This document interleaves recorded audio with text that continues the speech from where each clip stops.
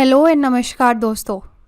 आज की डेट है 4 मार्च 2024 और हम इस डिस्कशन में प्रीलिम्स पर्सपेक्टिव से जो भी इम्पोर्टेंट आर्टिकल्स होंगे 4 मार्च के प्लस बैक डेट के, ठीक है, वो सारे यहाँ पे हम डिस्कस करने वाले हैं। तो आज की कुछ इम्पोर्टेंट न्यूज़ के बारे में हम देख लेते हैं जो कि फ्रंट पेज पे आई थी। क्या हुआ है, पाकिस्तान ने भारत पे इल्ज़ाम लगाया है कि चाइना से हमारी शिप आ रही थी और उसमें मशीन्स थी बिज़नेस करने के लिए, ठीक है। तो इंडिया ने उसको ज़ब्त कर लिया है।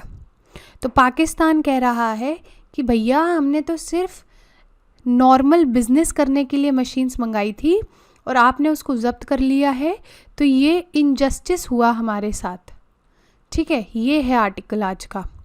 तो इसके बारे में हम देख लेते हैं कि क्या हुआ है। इंडिया ने 2 हाईटेक मशीन्स को ज़ब्त कर लिया है क्योंकि चाइना से कराची पाकिस्तान लाई जा रही थी।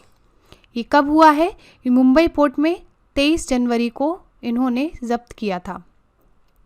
पाकिस्तान का क्या कहना है? पाकिस्तान कह रहा है कि भैया हम खुश नहीं हैं, आपने हमारे साथ इनजस्टिस किया है। पाकिस्तान खुश नहीं है इस डिसीजन से, या जो भी इंडिया ने स्टेप लिया है उससे खुश नहीं है, क्योंकि उनका कहना है कि ये जो मशीन्स थी ये कार पार्ट्स बनाने के काम आती हैं पाकिस्तान में और ये बिजनेस यूज के लिए ही है मात्र। तो जो भी इंडिया ने किया है वो एक तरीके से इनजस्ट किया है, ठीक है। मशीन कौन सी थी? मशीन का नाम है कंप्यूटर न्यूमेरिकल कंट्रोल मशीन। ये कुछ मेटल्स को और भी अदर मटेरियल को शेप करने के काम आती है, ठीक है। अब पाकिस्तान ने, जैसे मैंने बताया, वो बोल रहा है अनफेयर है, ठीक है, इंटरनेशनल रूल्स इंडिया फॉलो नहीं कर रहा है, ठीक है, और इंडिया इंटरप्ट कर रहा है normal business trading without a good reason. और जो पाकिस्तान है ये भी कह रहा है कि तुम हमारे ट्रेड को डिसाइड करने वाले कौन होते हो, कि तुम ये सोच रहे हो कि हाँ ये जो मशीन है ये ट्रेडिंग के लिए है या नहीं, तुम कौन होते हो डिसाइड करने वाले, ठीक है। इसीलिए जो भी इंडिया के एक्शंस हैं वो इंटरनेशनल लॉ के अगेंस्ट जाते हैं। तो ये था इम्पोर्टेंट आर्टिकल। अब कुछ एक्सरसाइजेस के बारे में बात कर लेते हैं, क्योंकि प्रीलिम्स काफी बार इस प्रीलिम्स में क्वेश्चन आता है एक्सरसाइजेस से रिलेटेड। तो ये एक्सरसाइज है मिलन एक्सरसाइज 2024। ये 12वां एडिशन था और विशाखापट्टनम में हुआ था। विशाखापट्टनम को और क्या कहते हैं? The city of destiny. ये ओरिजिन कब हुई थी मिलन एक्सरसाइज की? ये 1995 में हुआ था और in line with India's look east policy. जो इंडिया का ईस्टर्न है ना, ईस्ट एशिया है ना, उसको ये फोकस करता है। होस्ट कौन है? India. Duration biennial. Type multinational naval exercise, यानी कि बहुत सारे देशों की क्या नेवी इसमें पार्टिसिपेट करती है। कौन कौन से हैं founding members? India along with Indonesia, Singapore, Sri Lanka, Thailand. अब इसका मेन एम क्या है? कोऑपरेशन और इंटरऑपरेबिलिटी को बढ़ाना। जो भी नेवीज इसमें पार्टिसिपेट कर रही हैं। तो इस साल की थीम क्या थी? कमैरेडेरी, कोहेजन एंड कोलैबोरेशन। यहाँ पे ये लिखा हुआ है, ठीक है। अब इसके बारे में थोड़ा सा और जान लेते हैं। साउथ ईस्ट एशियन कंट्रीज, ये जो एक्सरसाइज है ना, एक तरीके से साउथ ईस्ट एशियन कंट्रीज को स्ट्रेंथन करता है, ठीक है। ये जो वाइटल सी लाइंस है कम्युनिकेशन की, उनको सिक्योरिटी प्रोवाइड करेगा जो कि इंडियन ओशन में है। और वो जो लाइंस है वो एनर्जी और ट्रेड के लिए सबसे ज्यादा इंपॉर्टेंट होती है। यहाँ पे आप देख सकते हो जैसे कि ये इंडियन ओशन है और यहाँ पे ये सिंगापुर है। तो ये जो बीच में जो जा रहा है ये आपका क्या है? Straight of Malacca. तो ये सारी जो आपकी होती हैं ये क्या है? Vital sea lines of communication बोला जाता है इनको। और यहाँ पे 40% से भी ज्यादा ग्लोबल कमोडिटीज का क्या होता है? ट्रांजिट होता है यहाँ से। तो इसीलिए ये इम्पोर्टेंट है। ये एक्सरसाइज भी इम्पोर्टेंट है और ये मलक्का स्ट्रेट की लोकेशन भी इम्पोर्टेंट है। दूसरी एक्सरसाइज देख लो, समुद्र लक्ष्मण, ये किस किस के बीच में है? ये भी अभी विशाखापट्टनम में ऑर्गेनाइज हुई थी। ये बायलैटरल मैरीटाइम एक्सरसाइज है, navies of India and Malaysia. ठीक है, मलेशिया की आप लोकेशन देख लो। और भी मैरीटाइम एक्सरसाइजेस, इप्सामार, यानी कि ये भी मैरीटाइम एक्सरसाइजेस है, इंडिया, साउथ अफ्रीका और आपका ब्राजील। सिम्बेक्स, सिंगापुर और India. SLINEX, India and Sri Lanka. इसको याद कैसे करना है? देखो, सिम्बेक्स SI आ रहा है मतलब सिंगापुर, SL आ रहा है श्रीलंका।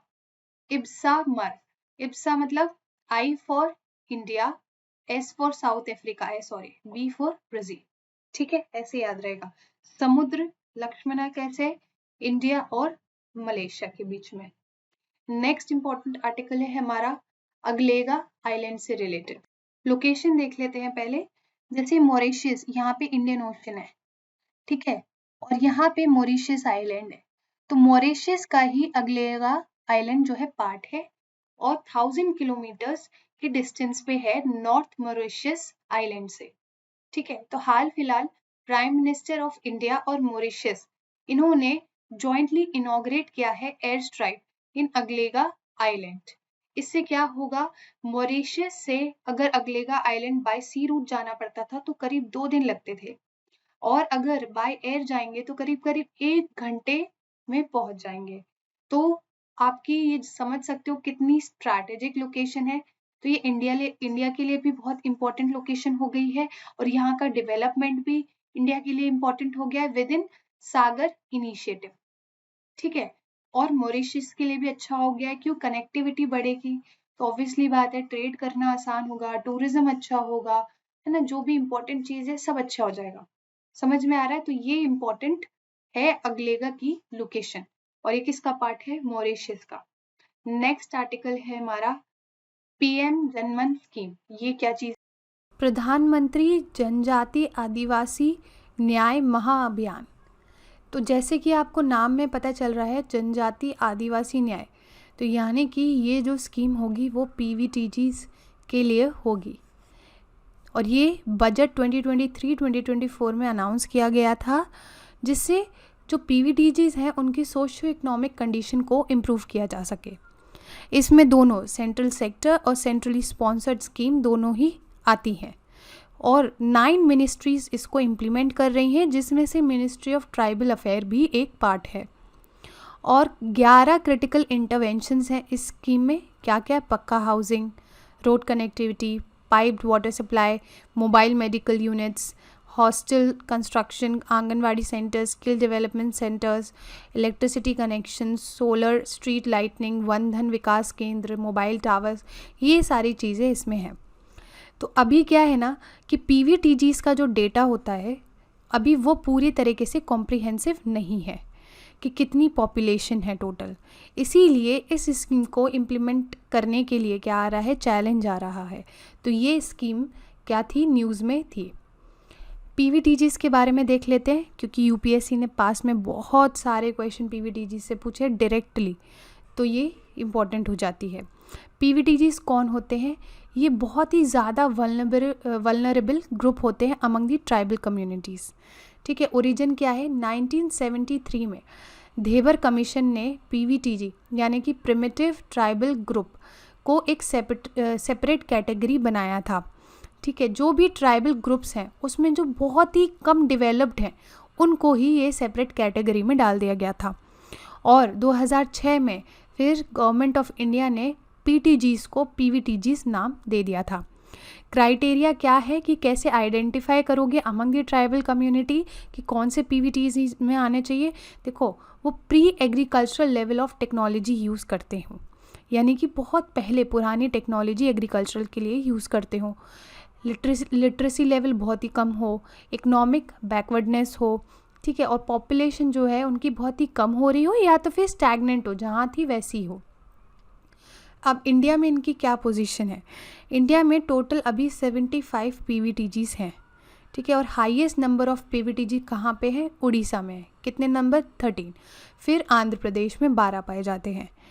और PVTGs जो उड़ीसा में है, सबसे लार्जेस्ट कम्युनिटी कौन सी है? सौरा कम्युनिटी। ठीक है, तो ये था हमारा आर्टिकल पीवीटीजी से रिलेटेड। नेक्स्ट आर्टिकल है बायोट्रिक न्यू वेस्ट मैनेजमेंट टेक्नोलॉजी। यह एक नई वेस्ट मैनेजमेंट टेक्नोलॉजी है जो कि रूरल इंडिया में काफ़ी हेल्पफुल हो सकती है। कैसे हेल्पफुल हो सकती है? ये जो नई टेक्निक है ना, ये पायरोलिसिस सिस्टम का यूज़ करती है। पायरोलिसिस क्या होता है? देखो, जैसे कि कोई भी ऑर्गेनिक मटेरियल हुआ, उसको हम हाई टेम्परेचर में क्या करेंगे, गर्म करेंगे, और ऑक्सीजन उसमें नहीं होगी, यानी कि बिना ऑक्सीजन के हाई टेम्परेचर पे इस ऑर्गेनिक मैटर को हम गर्म करेंगे तो क्या प्रोड्यूस होगा एज अ बाय प्रोडक्ट? आपका बाय प्रोडक्ट होगा सिनगैस प्रोड्यूस होगी, ठीक है, बायो ऑयल प्रोड्यूस होगा, बायोचार प्रोड्यूस होगा। तो ये सब जो है एक सस्टेनेबल आपका बाय प्रोडक्ट होते हैं जो कि ऑल्टरनेटिव होते हैं अदर फ्यूल्स के, जो कि काफ़ी नुकसान करते हैं हमारे इन्वायरमेंट को, हमारी हेल्थ को, और जो भी हम वहाँ पे पोल्यूशन होता है, ठीक है, इन फ्यूल्स के कारण ही होता है। तो ये काफ़ी बढ़िया टेक्नोलॉजी है, तो हम इसका यूज़ करने वाले हैं रूरल इंडिया में। ये रिपोर्ट आई है। ये कैसे काम करता है? जैसे मैंने बताया, ऑक्सीजन नहीं होनी चाहिए उस चैम्बर में और उसको सील कर देना चाहिए, और उस ऑर्गेनिक मैटर को बहुत ही ज़्यादा हीट किया जाता है 400 डिग्री से भी ऊपर, और फिर यूज़फुल केमिकल्स जो हैं आपके प्रोड्यूस होते हैं। कौन कौन से? Bio oil, syngas and biochar fertiliser. जो बायो ऑयल है ये क्लीन बर्निंग ऑल्टरनेटिव है, यानी कि हम घरों में कुकिंग फ्यूल्स यूज़ करते हैं ना, तो बस उसकी जगह हम बायो ऑयल भी यूज़ कर सकते हैं। ऐसे ही बायो जो आपका सिनगैस है, ये एक तरीके का इलेक्ट्रिसिटी का ऑल्टरनेटिव है, यानी कि जो हम फ्यूल यूज़ करते हैं इलेक्ट्रिसिटी बनाने में, तो लोकल होम्स और बिजनेसेस के लिए जो पावर सप्लाई है वो यहाँ से बनाई जा सकती है। बायोकर सॉइल फर्टिलिटी और कार्बन को स्टोर करने में हेल्प करता है, ठीक है। और ये जो बायोट्रिक सिस्टम है ना, ये ग्रीन हाउस गैस एमिशन को भी रिड्यूस करेगा। तो ये था काफ़ी रेवोल्यूशनरी बायोट्रिक न्यू वेस्ट मैनेजमेंट टेक्नोलॉजी, जो कि रूरल इंडिया के लिए काफ़ी हेल्पफुल होगा। हमारा नेक्स्ट आर्टिकल है कुलाशेखरापट्टनम स्पेस पोर्ट से रिलेटेड। हमारा एक स्पेस पोर्ट कौन सा है? श्रीहरिकोटा में, जो कि आपके ईस्टर्न कोस्ट पे सिचुएटेड है। दूसरा, हम सोच रहे हैं कि सेकंड सैटेलाइट लॉन्च फैसिलिटी जो स्टैब्लिश करी जाए वो यहाँ पे ही की जाए। इसकी लोकेशन देख लो, कुलाशेखरपट्टनम की यहाँ पे है, ईस्ट कोस्ट और वेस्ट कोस्ट के यहाँ पे, ठीक है। तो ऐसा हम क्यों कर रहे हैं ये भी देख लो। ऐसा हम इसीलिए कर रहे हैं कि श्रीहरिकोटा से जो भी लॉन्च होती है सैटेलाइट्स, तो वो पहले ईस्ट डायरेक्शन में भेजा जाता है, फिर साउथ डायरेक्शन में भेजा जाता है, ठीक है। इससे क्यों? क्योंकि यहाँ पे श्रीलंका है। और ईस्ट डायरेक्शन में क्यों? क्योंकि बे ऑफ बंगाल, यानी कि अगर कोई भी कैजुअलिटी या कुछ भी होता है तो उसके जो पार्ट है, डेब्रिस है, वो यहाँ पे गिरे समुंदर में। तो इसीलिए श्रीहरिकोटा को हम यहाँ से लॉन्च करवाते हैं, सारी सैटेलाइट्स को यहाँ से, श्रीहरिकोटा से। दूसरी इसीलिए कर रहे हैं यहाँ पे क्योंकि ये जो श्रीलंका के लिए हम लोग डाइवर्ट करते हैं ना, यहाँ पे हमें डाइवर्ट नहीं करना पड़ेगा, डायरेक्ट हम साउथ की तरफ भेज पाएंगे। श्रीहरिकोटा से फ्यूल ज़्यादा लगता है, टाइम ज़्यादा लगता है ना, काफ़ी वेस्ट होता है क्योंकि हमें डाइवर्ट करवानी पड़ती है। यहाँ पे हमारा फ्यूल और टाइम दोनों बचेगा क्योंकि ये इक्वेटर के भी पास है, ठीक है, और हमें डाइवर्ट भी नहीं करवाना पड़ेगा। और ये एक ऐसी लोकेशन है और इसकी कैपेसिटी कितनी है? 24 सैटेलाइट्स पर ईयर यहाँ से लॉन्च हो सकती हैं। और ये जो कुलाशेखरापट्टनम है ना, ये पास है किसके? इसरो प्रोपल्शन रिसर्च कॉम्प्लेक्स, जो कि महेंद्रगिरी तमिलनाडु में सिचुएटेड है। तो इससे क्या होगा, जो रॉकेट के कंपोनेंट्स हैं वो सेफली लाए जा सकते हैं और कम टाइम में ला सकते हैं। तो इसकी वजह से क्या, कॉस्ट भी रिड्यूस होगी और टाइम भी रिड्यूस होगा। और जो ऑल टाइम बेनिफिट होगा कि जब ये यहाँ पे बन जाएगा तो यहाँ पे आसपास बहुत ही सारी इंडस्ट्रीज जो कि अलाइड इंडस्ट्रीज़ होंगी वो यहाँ पे बनने लगेंगी, और जिसकी वजह से यहाँ पे जॉब्स भी बहुत ज़्यादा क्रिएट होंगी। तो ये था हमारा आर्टिकल कुलाशेखरा पट्टनम से रिलेटेड। याद रखिएगा, इसकी लोकेशन काफ़ी इंपॉर्टेंट है। नेक्स्ट आर्टिकल है हमारा यूनाइटेड नेशंस इन्वायरमेंट असेंबली। इसका अभी हाल ही में 6th सेशन हुआ। इस मीटिंग में इंडिया ने एक रेजोल्यूशन को सबमिट किया। क्या है कि भैया अब इन्वायरमेंट फ्रेंडली लाइफस्टाइल को अडॉप्ट करना चाहिए। तो ये जो रेजोल्यूशन है ये श्रीलंका और बोलिविया ने भी को स्पॉन्सर किया है। इसमें क्या होगा कि बिहेवियरल चेंज आना चाहिए जिससे सस्टेनेबल लाइफस्टाइल हम अडॉप्ट कर सकें। ठीक है, और इसके अंदर 6 प्रोग्राम है जो कि सस्टेनेबिलिटी से जुड़े हुए हैं। क्या है? Public procurement, consumer information for SCP, tourism, lifestyles and education, buildings and construction and food system. और ये इम्प्लीमेंट कौन कर रहा है? वन प्लैनेट नेटवर्क इम्प्लीमेंट कर रहा है। ये जो रेजोल्यूशन है ये एनकरेज करेगा मेंबर स्टेट को, जिससे वो पब्लिक प्राइवेट कोलैबोरेशन कर सके, एजुकेशन को परस्यू कर सके और अवेयरनेस को, कि हाँ भाई हमें सस्टेनेबल लाइफस्टाइल की तरफ जाना चाहिए। यहाँ पे देख लो themes: reduce waste, reduced e waste, adopt healthy lifestyle, adopt sustainable food system, say no to use single use plastic, save water, save energy. तो ये मिशन लाइफ जिसके बारे में हम बात कर रहे हैं ना, लाइफ की थीम, ये एक्चुअली है क्या? Lifestyle for environment. ये जो मिशन लाइफ है इसको इंडिया ने इंट्रोड्यूस किया था UNFCCC COP26 इन ग्लासगो। काफ़ी इंपॉर्टेंट है। ठीक है, ये क्या करेगा? ये इंडिविजुअल और कम्युनिटी को बोलेगा या फिर इनकरेज करेगा जिससे उनके एक्शंस जो हैं वो इन्वायरमेंट को प्रोटेक्ट करे और प्रिजर्व करे। ये 3 फेज हैं इसके: डिमांड को बदलो, सप्लाई को बदलो और भैया पॉलिसी को भी बदलो। डिमांड को कैसे बदलो? इंडिविजुअल को बोला जाए कि तुम कोई भी सिंपल चीज़ को प्रैक्टिस कर सकते हो। ठीक है, जैसे कि environment friendly actions in their daily lifes. Supply कैसे? इंडस्ट्रीज़ और मार्केट को भी तुम बोल सकते हो कि तुम जो अपना मॉडल यूज़ कर रहे हो वो सस्टेनेबल होना चाहिए। पॉलिसी को कैसे? सरकार और इंडस्ट्रियल पॉलिसी, यानी कि सरकार जो भी पॉलिसी बनाए तो वो किस चीज़ को ध्यान में रख के बनाए? सस्टेनेबिलिटी को ध्यान में रख के बनाए। ठीक है, तो यूनाइटेड नेशंस एनवायरनमेंट असेंबली ये क्या है? इसको 2012 में इस्टेब्लिश किया गया था। किसके रिज़ल्ट से? Rio+20 के रिज़ल्ट से। ठीक है, ये वर्ल्ड की highest level decision making body है इन्वायरमेंट से रिलेटेड। और ये कैसे एक और काम करती है? ये एक तरीके की गवर्निंग बॉडी है ऑफ UNEP। और इसकी जो मीटिंग है बायएनुअली होती है। कहाँ पे? नायरोबी, केनिया में।